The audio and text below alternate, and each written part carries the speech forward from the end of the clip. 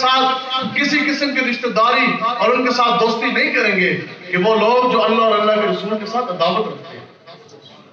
لوگ ہمیں یہ کہتے ہیں جناب آخر تو وہ انسان ہے، آپ ان سے ہاتھ ملا لیں، ان کے دفتر میں چلے جائیں، ان سے آپ گلے ملا لیں۔ تو ہم نے کہا آپ کی مجبوری کم ہے، ہماری مجبوری بہت زیادہ ہے۔ یہ تو اللہ تبارک و تعالیٰ کا قرآن مانے یا تمہاری آج کی جو سی ہے وہ تعمیلات مانے۔